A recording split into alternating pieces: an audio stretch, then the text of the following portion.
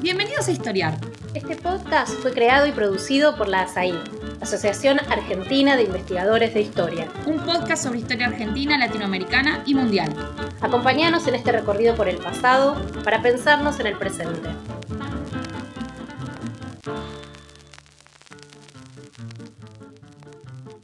Bienvenidos y bienvenidas a un nuevo episodio de Historiar, el podcast de la Asociación Argentina de Investigadores en Historia. Soy Gabriel Entín y voy a conversar con Noemí Goldman sobre Mariano Moreno.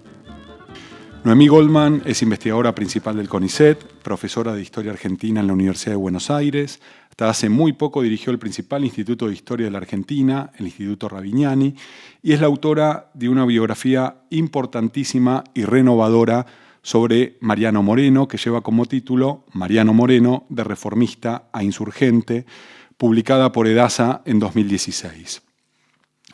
Hoy, 25 de mayo, se cumplen 214 años de la Revolución de 1810 en el Río de la Plata. Esta revolución tuvo un ideólogo, Mariano Moreno. Moreno nació en Buenos Aires en 1778, 2 años después de que se creó el virreinato del Río de la Plata. En su juventud estudió Derecho en la Universidad de Chuquisaca, en la actual Sucre, y en la Academia Carolina. A su regreso, trabajó como abogado en el Cabildo de Buenos Aires y en la Real Audiencia.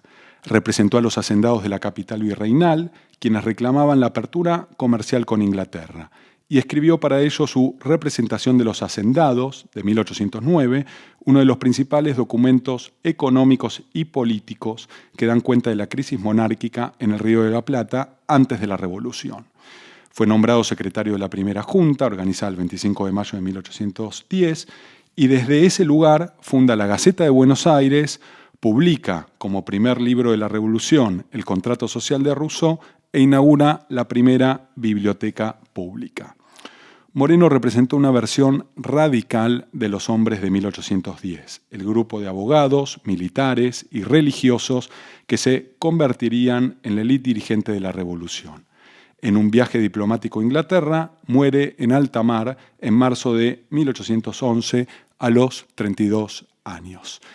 Bienvenida, Noemí, al podcast Historiar. Muchas gracias. Un gran gusto estar hoy con ustedes participando en este podcast. Bueno, quería comenzar, Noemí, preguntándote ¿por qué podemos afirmar que Moreno es el gran pensador, el ideólogo de la Revolución de Mayo? Mariano Moreno fue el secretario de Gobierno y Guerra de la Primera Junta y rápidamente, desde que asumió, se convirtió en el líder de ese proceso iniciado en mayo de 1810, proceso que aún no se llamaba una revolución, sino que eso va a surgir en el curso de esos vertiginosos meses y que ciertamente Moreno, en sus célebres artículos de noviembre y de diciembre de 1810, va a nombrar como una feliz revolución y va a pronunciar la palabra emancipación. Como dije, esto es el proceso que se inicia, es un proceso donde claramente todos sus actores o protagonistas del periodo aspiraban a un gobierno propio, pero sin dejar aún de jurar fidelidad a Fernando VII. Entonces, ¿cómo se ubica acá Moreno y por qué se vuelve en un líder importante, tal vez el más importante de este momento inaugural? Y es porque él va a través de sus discursos y sus acciones e intervenciones, pretende marcarle un rumbo a ese proceso, o sea, hacer de ese proceso una revolución emancipatoria. Y muchas veces pensamos en los revolucionarios como si siempre hubiesen sido revolucionarios. Pero vos que trabajaste los diarios, los manuscritos, la correspondencia de Moreno antes de 1810, ¿Qué podés decir sobre ese material, sobre todo cuando él era estudiante de abogacía? Sí, efectivamente es una pregunta importante porque no podemos afirmar de que Moreno se estaba preparando para ser un revolucionario antes de serlo. En realidad, eso era una alternativa. Lo que vemos en el Moreno estudiante, en esos escritos, en esos apuntes que él tomaba cuando era estudiante, es su interés por los escritores de la Ilustración. Muy particularmente por los escritores franceses, pero también escritores de otras nacionalidades, españoles obviamente también. Es decir, vemos ahí las marcas de su interés por textos filosóficos que hablaban sobre los derechos del hombre, que trataban sobre los nuevos derechos del hombre, sobre el derecho natural y de gentes, sobre la formación de los imperios, sobre el lugar de España en el contexto europeo, y también escritos que tienen que ver con la religión y escritos sobre derechos. Derecho, como dije, el derecho natural, pero también los escritos vinculados con su profesión de abogado, es decir, el derecho llamado en la época derecho patrio, que era el derecho real, el derecho romano, el derecho antiguo español, el derecho, lo que se llamaba el derecho común, y el conocimiento, por supuesto, también de las leyes de Indias, que eran las leyes municipales americanas.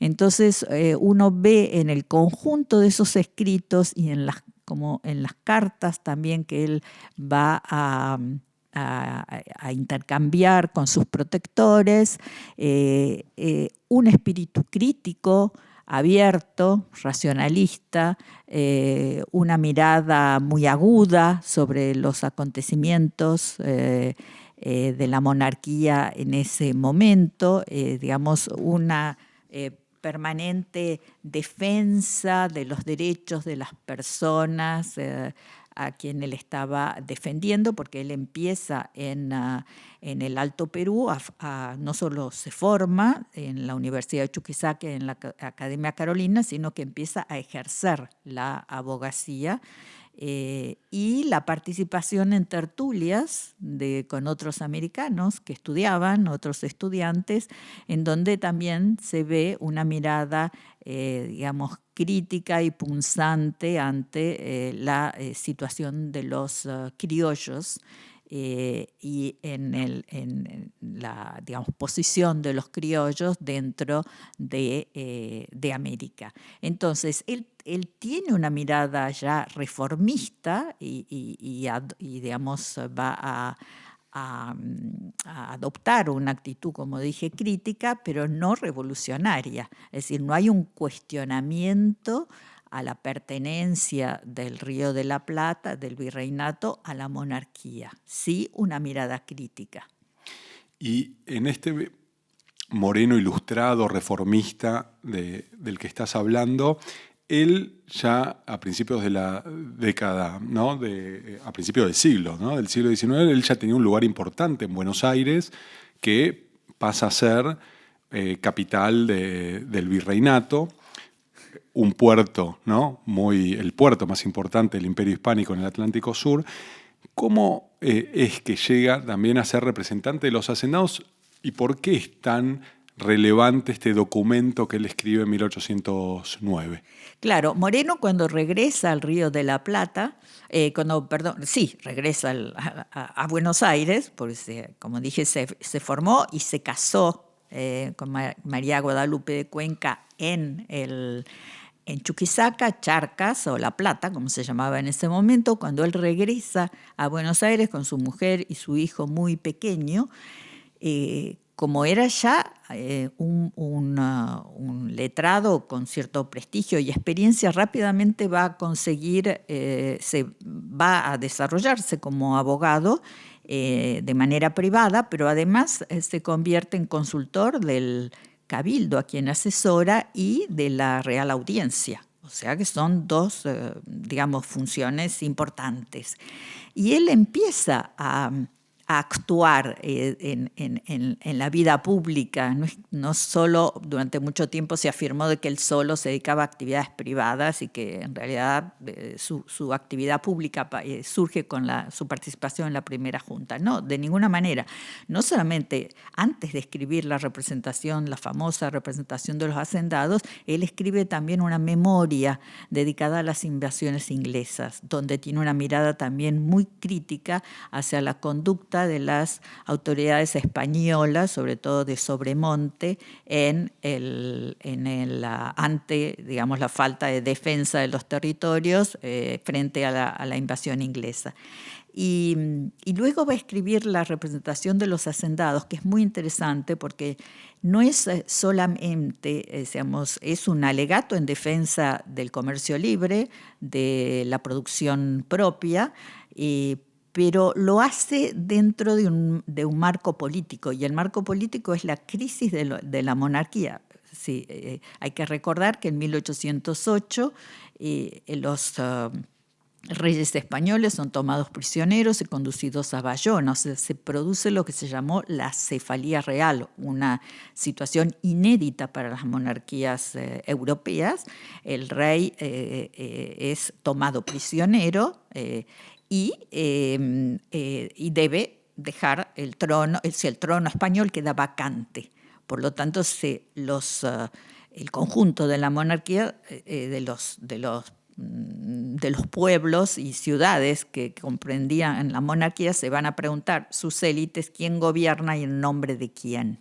Entonces, es en ese contexto, o sea, 1809, que él escribe la representación, con lo cual tiene una mirada crítica, y no solamente una mirada crítica ante la situación en que se encuentran, que para él sería al mismo tiempo esa situación una oportunidad para abrir completamente el comercio, o sea, para liberarse del monopolio español, que ya lo concibe como tal, sino porque al mismo tiempo él plantea que existía una posibilidad, y es que España se pierda, o sea, quede totalmente sometida a las tropas francesas, y que la cabeza del imperio pase de España a América, es decir, que en lugar de América ser el accesorio de la corona, sea España la que se convierta en accesorio de América. O sea, por eso su mirada es también política frente a la crisis, y es el primer alegato en defensa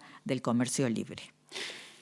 Claro, porque recordemos que, como dijiste, Fernando VII está cautivo en Bayona y el virrey en ese momento es Cisneros, nombrado por una junta central en España que va a caer, ¿no? Y a partir de acá tenemos la llegada de la noticia de la caída de la Junta Central, el Cabildo y Moreno nombrado secretario, ¿no? De la primera Junta. ¿Cómo es que desde ese lugar se convierte en alguien importante? Bueno, se convierte primero ser secretario de Gobierno y Guerra, es una responsabilidad, una función que él tenía en sus manos, tenía la responsabilidad de la gestión de todos los asuntos públicos internos y externos, o sea, de por sí era una responsabilidad importante, pero es por su personalidad, es decir, por ejemplo, Tomás Guido lo consideraba, y lo va a decir, lo llamaba la luz de gabinete.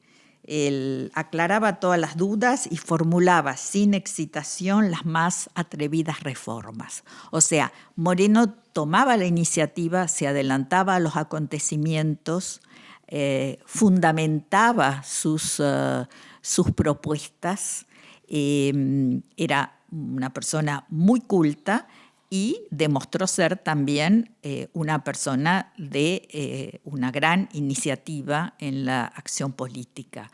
Con lo cual o sea, de alguna manera se toma el lugar de la presidencia y bueno, y es ahí donde empieza el conflicto o lo que podemos llamar la primera grieta, que es la oposición entre Saavedra y Moreno, que Saavedra era el presidente, porque el que va a imponer la línea, el que va a sugerir cómo se debe actuar y qué acciones tomar, va a ser Moreno. Y era muy respetado por sus colegas, como Belgrano, como Castelli, como Paso, justamente por su formación, por la solidez de su formación, por su manera de argumentar. Era un gran retórico, y al mismo tiempo porque mostraba con claridad cuáles eran las líneas. Y acá hay algo importante para decir o para tener en cuenta, y es que los escritos de Moreno en la Gaceta de Buenos Aires muestran bien las distintas, la complejidad y la incertidumbre del momento y las distintas alternativas posibles. Es decir, cuando decimos que él tenía o que él quería marcar una línea de acción, no era una línea de acción sin contemplar las posibilidades y sin tener en cuenta otras opiniones, sino que dentro del contexto general que él mismo exponía y de las distintas posibles salidas digamos, las posibles alternativas que había, bueno, él mostraba cuál consideraba la mejor posibilidad, pero siempre tomando en cuenta y consciente de que había distintos intereses, distintas fuerzas, y que era un proceso muy complejo. Hay algo fabuloso de lo que planteás, que es este escenario incierto y al mismo tiempo un gobierno que se instituye, la primera junta, en nombre del rey, en nombre de las leyes de la monarquía, en nombre de la religión, y un gobierno revolucionario. Entonces Moreno ahí podemos pensarlo también a partir de esto que mencionás, de su extraordinaria personalidad, como quien le comienza a poner nombre a la revolución, ¿no? Así es decir, porque eso que luego llamamos la revolución surge con afirma el principio desde el comienzo, desde el Cabildo de mayo, del 22 de mayo, el comienzo, el principio según el cual el fundamento de la autoridad es el pueblo. Pero al mismo tiempo se mantiene la fidelidad a Fernando VII, no cuestiona, la Junta se crea en representación de Fernando VII. Entonces es una ambigüedad que va a atravesar este momento, y del cual Moreno, forma parte y también de alguna manera apoya esta ambigüedad, porque no estaban dadas las condiciones para una declaración de la independencia en ese momento. No estaban dadas porque no estaban los protagonistas del periodo, no estaban en ese momento convencidos de que esa fuese la solución inmediata, ¿no? Sino que eso tenía que darse, explorarse esa posibilidad con cierto tiempo. Para Moreno, la manera de resolver eso, es decir, de decir claramente de que ese proceso podía desembocar en una revolución de independencia, era convocar a los pueblos para que se reúnan en un congreso constituyente. El congreso se iba a constituir en el ámbito legítimo de representación de la voluntad general, de la soberanía del pueblo, a partir del cual se podía entonces decidir si eso iba a ser un proceso emancipatorio y crear la forma de gobierno conveniente, es decir, afirmar, porque la Junta fue considerada un gobierno provisional. hasta tanto se reúna un Congreso que decidiera la forma de gobierno legítima, elegida por la voluntad del conjunto de los pueblos que integraban el virreinato. Quiero que volvamos después sobre este tema que está relacionado a lo que mencionabas antes como la primera grieta argentina, ¿no? La disputa con Saavedra a partir de las distintas formas de ver el gobierno. Pero hay algo también antes que me llama mucho la atención, que él, para comunicar todo esto, crea un periódico, que es el que mencionaste, ¿no? La Gaceta de Buenos Aires, a lo que se suma también los bandos del gobierno publicados por este periódico. ¿Cuál es la importancia de esta empresa editorial, ¿no? de un periódico oficial, como es la Gaceta de Buenos Aires, casi instituido al mismo tiempo que la Junta, ¿no? Así es, la Gaceta es el primer periódico político, porque había periódicos en el Río de la Plata, pero estos periódicos previos eran periódicos donde había noticias reformistas, económicas, pero no había posibilidad para el debate y la discusión política.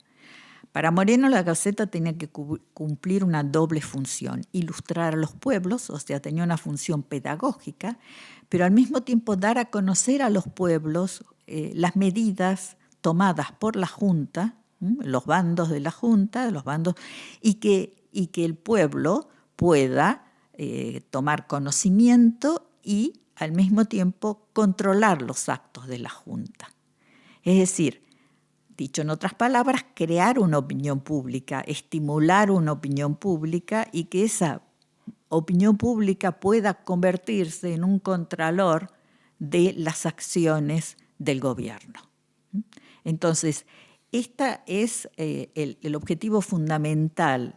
Si uno recorre la Gaceta de ese primer año, en la Gaceta hay muchos escritos de Mariano Moreno como secretario de Gobierno y Guerra, donde se van explicando las distintas acciones y se fundamentan esas acciones.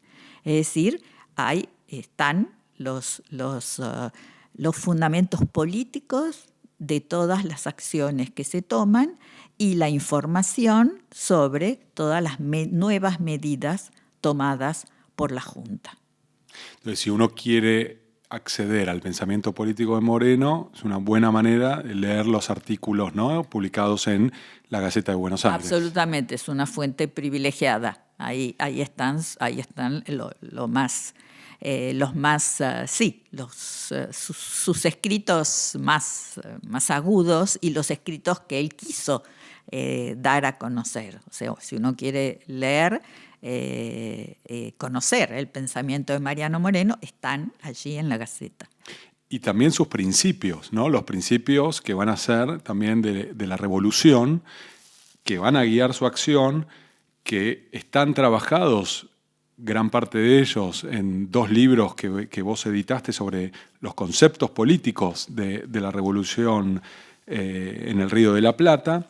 Lenguaje y Revolución y Lenguajes Políticos, los 2 libros publicados por Prometeo. ¿Podrías explicar brevemente cuáles son estos principios políticos que guían la acción de Moreno? Sí, esos principios, hay una dupla que es fundamental y es que no hay libertad sin igualdad. Entonces, esos 2 principios van en Moreno siempre juntos. ¿A qué se refiere con igualdad? Al respeto a la recuperación de los derechos de los pueblos y los derechos individuales. Y estos principios van unidos a otros principios. El bien público, sobre el cual Moreno insiste, que debía guiar la acción de los funcionarios.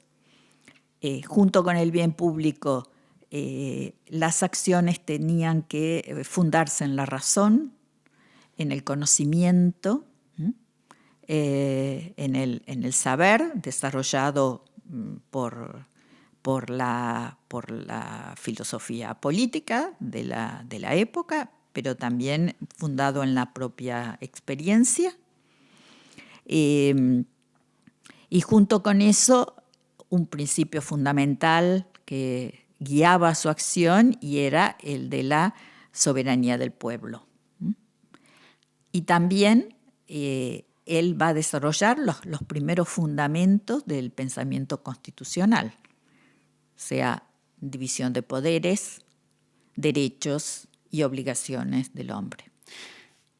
Hay una idea bastante republicana en Moreno, ¿no? De la comunidad. Por lo que estás diciendo, el individuo nunca es un ser aislado y al mismo tiempo pertenece a una comunidad que, en el caso que estamos hablando, aparte hay que crearla porque no está dada.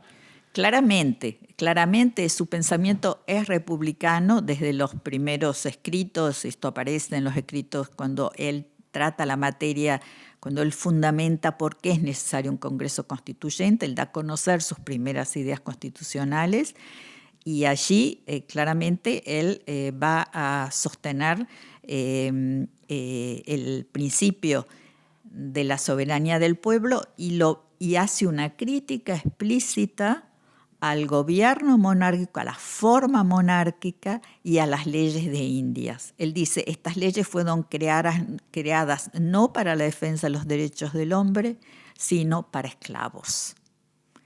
Entonces, él se inclina por las formas republicanas como futura posible forma de gobierno en el Río de la Plata.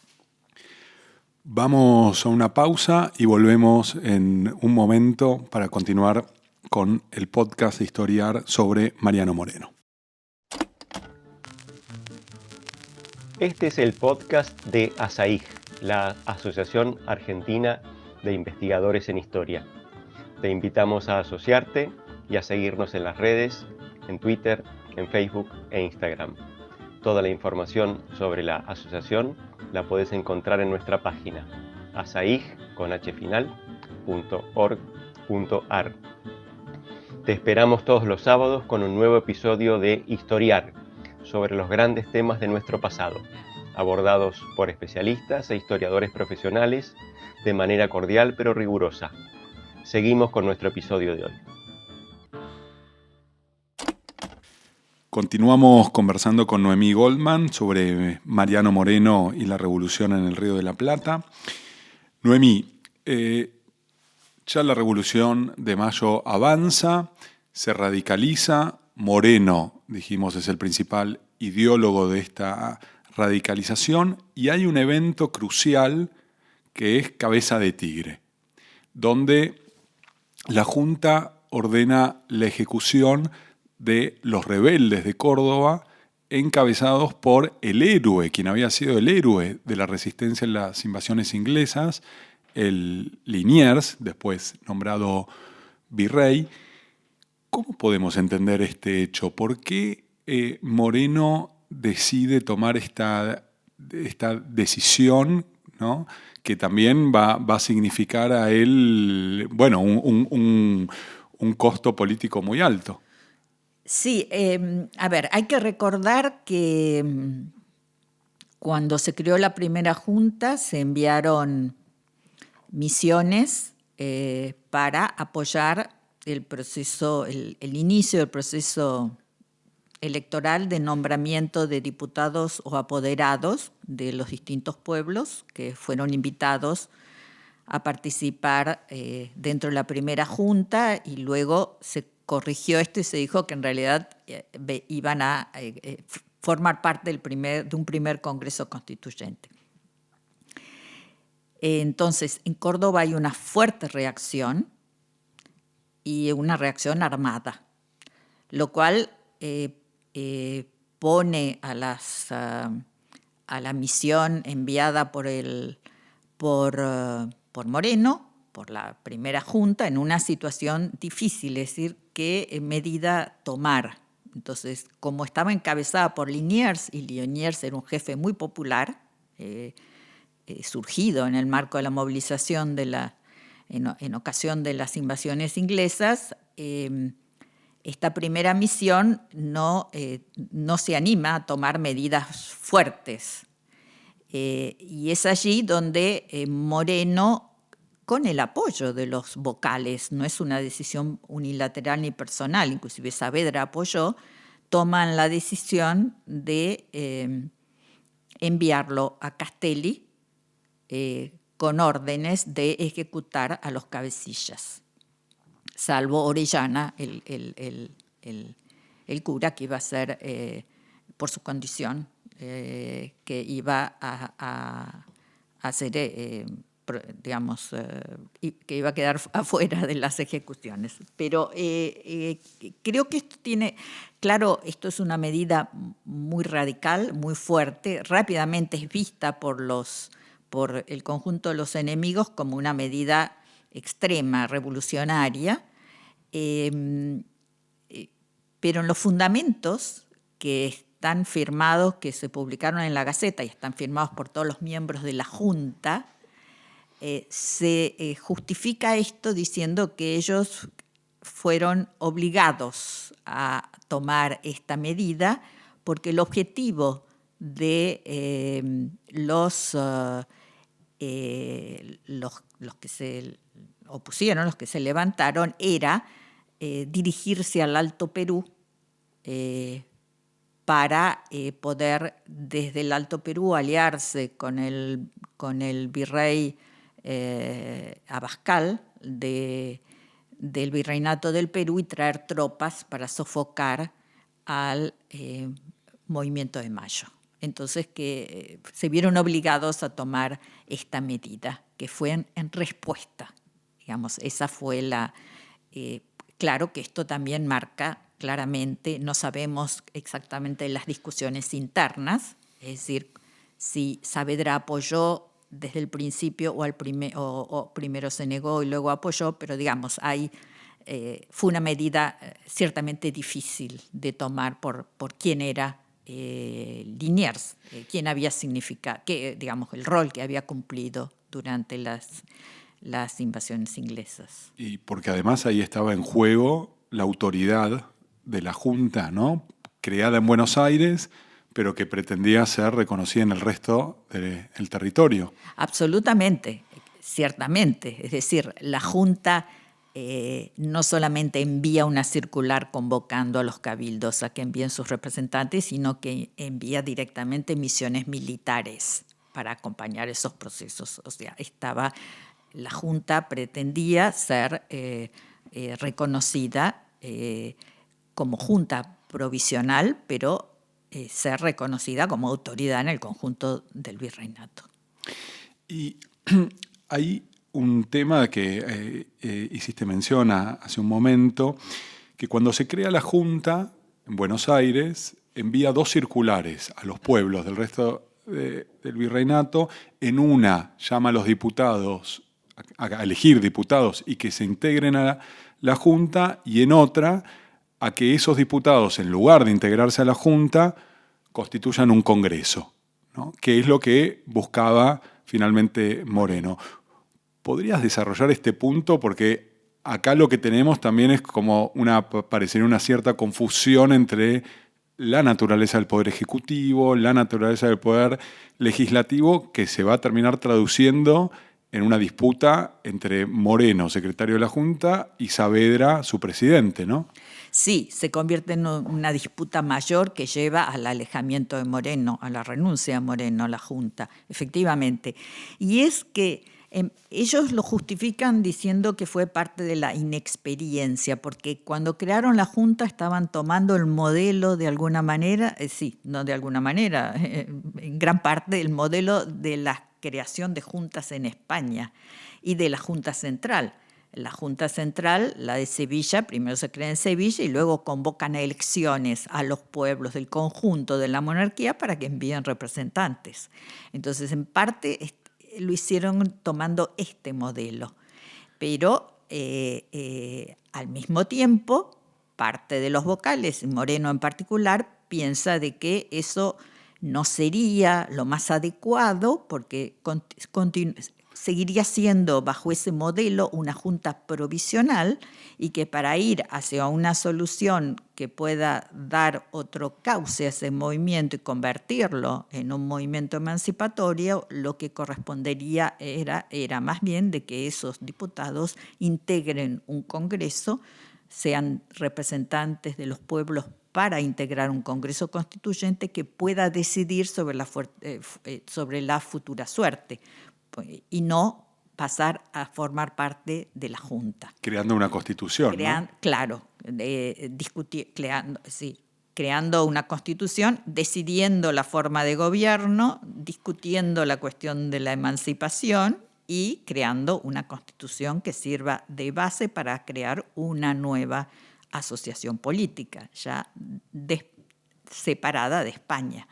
Entonces, por eso los diputados llegan, y cuando llegan se plantea justamente esta cuestión, y es: si se van a integrar a la Junta, se posterga el Congreso. Si no se integran a la Junta, se constituye el Congreso.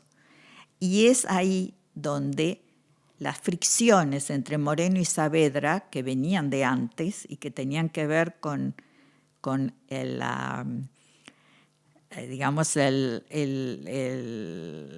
además de cuestiones personales, de carácter, pero digo que existían una cierta competencia personal, pero tenía que ver más con cuestiones políticas, y era qué rumbo darle a ese proceso, cuánta radicalidad tenía que tener, o sea, qué ritmo imponerle a ese proceso.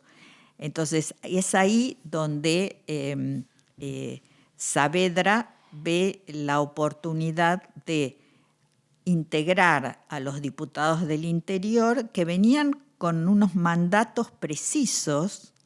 Esto es importante tenerlo en cuenta en relación a que tenían instrucciones precisas de sus pueblos en relación a qué postura tomar en el caso de la reunión de un Congreso Constituyente. Y esa postura mayoritariamente era mantener la fidelidad a Fernando VII. Bien. Y no separarse de España. Y Moreno veía ese Congreso como la oportunidad para empezar a discutir la relación con la corona. Entonces, Saavedra se va a apoyar en eso y va a promover más bien la integración de esos diputados a la Junta y la creación, por lo tanto, de una llamada, lo que va a ser luego la Junta Grande, para neutralizar a Moreno. O sea, se dirime al interior de la Junta qué hacer con los diputados, ¿no?, de las provincias. Se dirime con la participación de los diputados. Hay una reunión el 18 de diciembre en donde están los vocales de la Junta y los diputados. Los vocales van a decir de que no es oportuno que los diputados integren la Junta, porque si bien esa fue la convocatoria inicial, después se dieron cuenta de que había sido un error y lo correcto sería que esos diputados integren un Congreso Constituyente. Ahí es donde interviene Saavedra para decir que la conveniencia pública indica que se tienen que incorporar y luego ver lo del Congreso. Moreno se opone, pero finalmente, cuando se pasa a la votación, los vocales también dicen que por conveniencia pública aceptan la incorporación de los diputados del interior a la Junta. Y Moreno decide ahí renunciar. Y ahí esto marca el fin de la primera Junta y, como decías, el comienzo de la Junta Grande. Efectivamente. Y habías mencionado antes que tenían fricciones de personalidad, sí, Moreno y Saavedra. Bueno, una se manifestó en este documento también, uno de los principales documentos de Moreno, que es el decreto de supresión de honores. Sí. ¿De qué se trata ese documento? Sí, esto es así, y esto marca la ruptura, el inicio de la ruptura entre ellos, y es que cuando, luego del triunfo de Suipacha, es la primera batalla en la que las tropas enviadas por la Junta de Buenos Aires al Alto Perú, encabezadas por Castelli, le ganan a los realistas. Es el primer triunfo, ¿no?, de las noviembre tropas. De 1810. De noviembre de 1810, el 7. Entonces, después de esa... principios de diciembre. Después de la batalla de Suipacha, se hacen festejos para celebrar ese triunfo. Y en esos festejos no se lo invita a Mariano Moreno, que era el secretario de la Junta. Y en esos festejos, promovidos por Saavedra, que era además el jefe de las milicias, se produce una situación, una puesta en escena de una coronación del nuevo virrey del Río de la Plata, y ese nuevo virrey sería Saavedra. Por supuesto que está, es una coronación ficticia, forma parte de un acto, digamos, de un acto celebratorio, pero le llega a Moreno, porque además Moreno quiere ingresar y no lo reconocen y no lo dejan entrar. Entonces, como consecuencia de eso, o sea, Moreno ve ahí, no lo toma como un acto gracioso, y considera que eso significaría, efectivamente ve ahí una aspiración de Saavedra, y es convertirse en un futuro virrey, o coronarse como tal, o aspirar a una coronación, y por lo tanto redacta el decreto en donde establece que todos los miembros de la Junta, es decir, afirma el principio de la libertad junto con la igualdad, y establece que todos los miembros de la Junta son iguales. O sea, lo degrada a Saavedra. Y también saca, ¿no?, en ese decreto los centinelas del palacio, ¿no? Es una palabra muy grande, palacio, de la Casa de Gobierno, con esto que él creía que era una afrenta contra sus propios principios republicanos, ¿no? Claro, es decir, elimina toda ostentación y todo signo de nobleza, y también toda la pompa que tenían los virreyes. Hay un segundo documento atribuido a Moreno que, junto con quizás el decreto de supresión de honores y la representación de los hacendados, es uno de los más conocidos, que es el Plan de Operaciones. Sin embargo, bueno, vos explicás muy bien en tu libro que es un documento apócrifo. ¿Podrías contar la historia de este documento y la fama atribuida también a Moreno por este documento? Sí, ese documento fue publicado por primera vez a fines del siglo XIX por Piñeiro. Y este documento se le atribuyó a Mariano Moreno, y durante 100 años hubo todo un debate historiográfico en torno a la autenticidad de ese documento, es decir, si era o no de Moreno. ¿Por qué? Porque nunca se encontró el original. ¿Y qué decía ese documento? Y ese documento establecía en una serie de artículos un plan de operaciones bastante sanguinario y revanchista, y un plan que contemplaba la eliminación de los no solamente en el marco del enfrentamiento con los realistas, con los ejércitos, sino la eliminación de todo opositor español. Y en la introducción al documento se establecían, digamos, los fundamentos de lo que se concebía como una revolución radical. Y al mismo tiempo, digamos, y tomando elementos de la mitología del jacobinismo, o sea, radical y también sanguinaria, digamos, en el sentido de, es decir, no establecía ninguna contemplación, y además se establecía la expansión de la revolución inclusive al sur de Brasil. Es decir, una revolución con ambiciones conquistadoras, no solo mantener todo el virreinato, sino avanzar sobre otros territorios.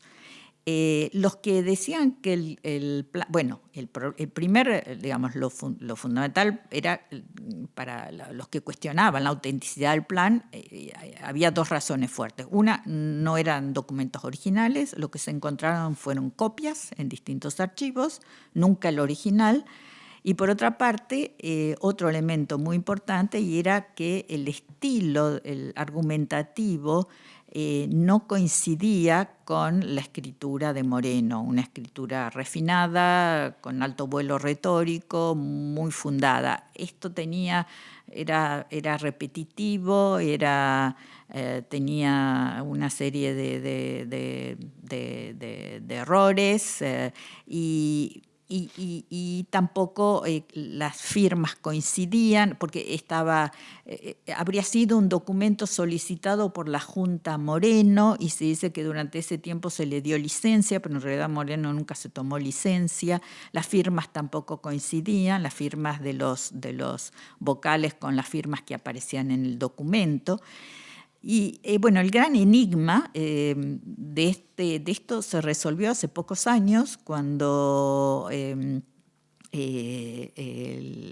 Javier Bauso,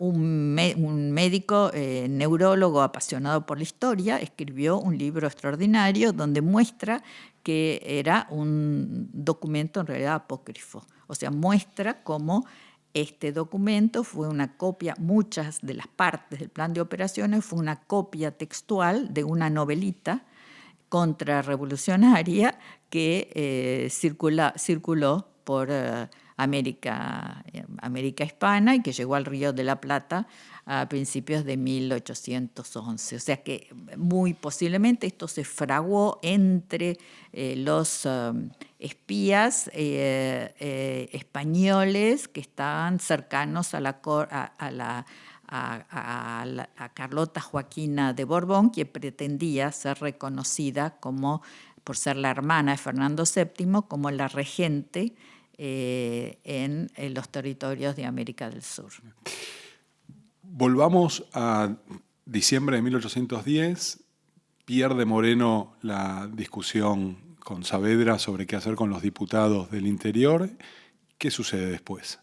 Bueno, Moreno renuncia sorpresivamente porque él se siente que va a quedar en minoría, efectivamente, pero no le piden la renuncia. Él decide renunciar y acepta ir en misión diplomática a Londres con un doble objetivo, para poder conseguir armas, para sostener el movimiento y por otra parte para conseguir la neutralidad de Inglaterra, porque en ese momento Inglaterra se había convertido en aliada de España. De enemiga se convierte en aliada después de la invasión napoleónica. Entonces quieren conseguir de que Inglaterra no apoye a España en sus pretensiones de recuperar el Río de la Plata y se mantenga en una postura neutral. Entonces él, pese con mucho dolor, porque no quería viajar, temía algo, lo dice su hermano en su biografía en 1812, que tenía algunas ideas o presentimientos funestos en relación con ese viaje, pero al mismo tiempo piensa que es una ocasión, una oportunidad para seguir trabajando por la patria, aunque lejos. Y este temor en parte era porque también Moreno era una persona muy frágil de salud, ¿no? Sí, porque en realidad le afectó mucho, también esto cuenta su hermano, y otros de compañeros de él, estaba muy afectado por los últimos sucesos, es decir, por su situación ya muy comprometida dentro de la Junta. Se sentía debilitado físicamente y no se sentía en condiciones de viajar. Por supuesto, los viajes en alta mar en esa época eran viajes de mucho riesgo, y se sentía muy frágil frente a la posibilidad de viajar muchas horas, y también porque él cuando era joven tuvo una serie se descompensó cuando viajó por primera vez al Alto Perú para realizar sus estudios, y entonces no lo sabemos con precisión porque en ese momento todavía no se digamos, no se conocía, no había estudios tampoco médicos muy afinados, pero aparentemente tendría una deficiencia cardíaca que se manifestó durante el viaje. Y muere en este viaje hacia Inglaterra. Él muere, efectivamente. Él tiene lo que se llamaba en la época el mal de mar, o sea, se descompone, se siente mal y le dan una medicación. Esta medicación era frecuente, se daba frecuentemente en esas circunstancias, pero parecería que el capitán del barco le dio una dosis muy alta.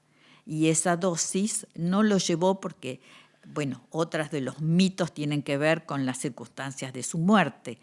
Si fue un asesinato, ¿no? Claro, pero es decir, en realidad, sus partidarios lo vivieron casi como un asesinato, pero en realidad él no muere inmediatamente, porque consideran de que fue envenenado, pero él no muere, él agoniza varios días, no muere de manera inmediata.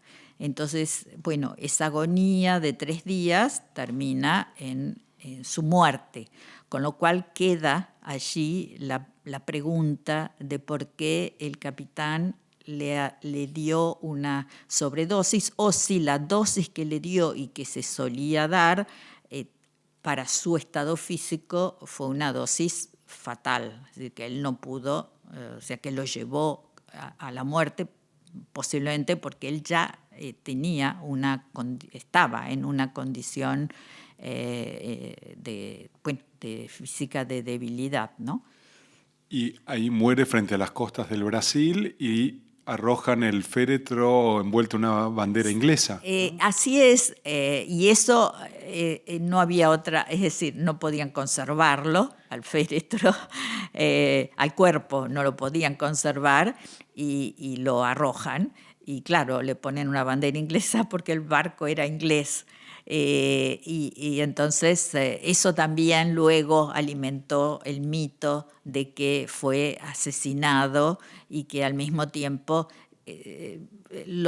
se convirtió en un desaparecido, pero no, es decir, todos los cuerpos en esa época eran arrojados al mar. No había otra manera en ese momento de conservarlo.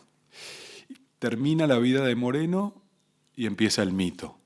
¿Cómo, para terminar este episodio, cómo podemos pensar este mito y el lugar de Moreno en la historia argentina?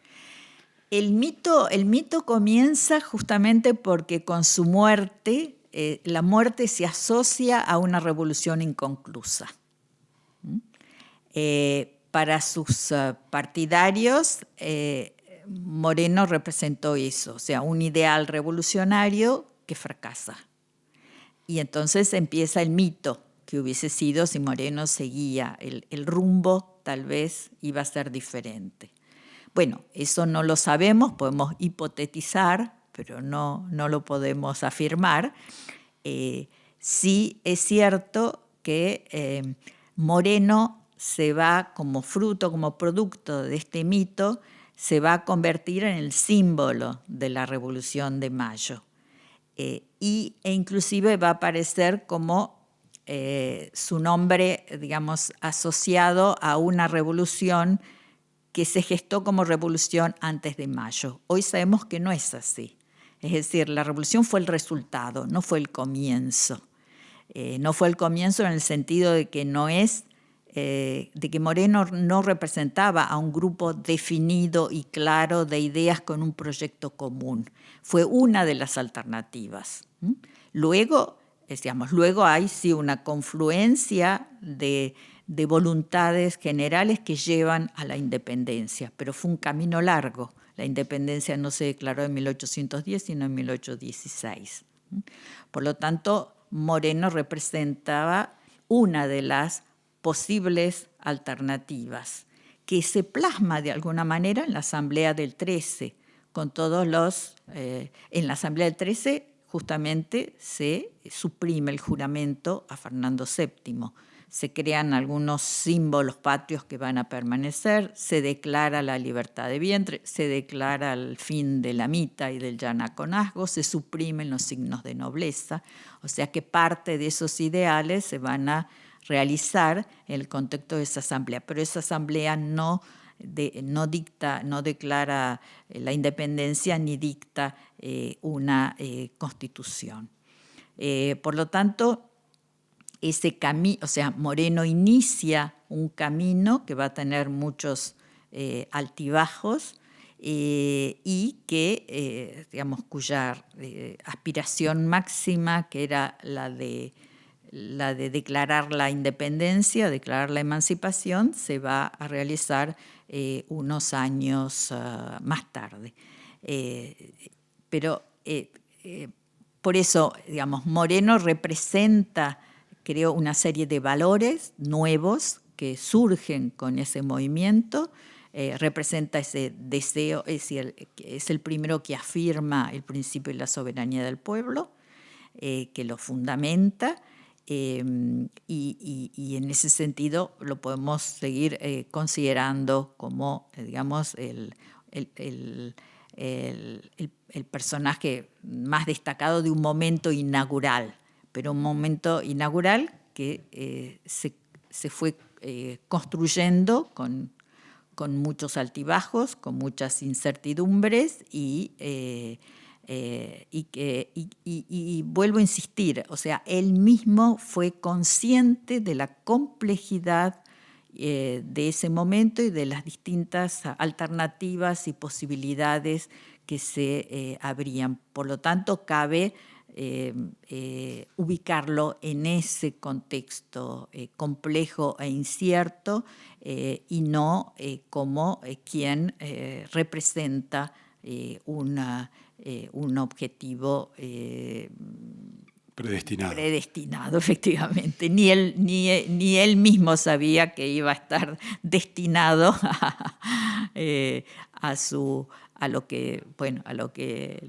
al lugar que la historia a las posibilidades que la historia le dio, ¿no? Muchísimas gracias, Noemí, y a nuestros oyentes. Nos encontramos la próxima semana con un nuevo episodio de Historiar.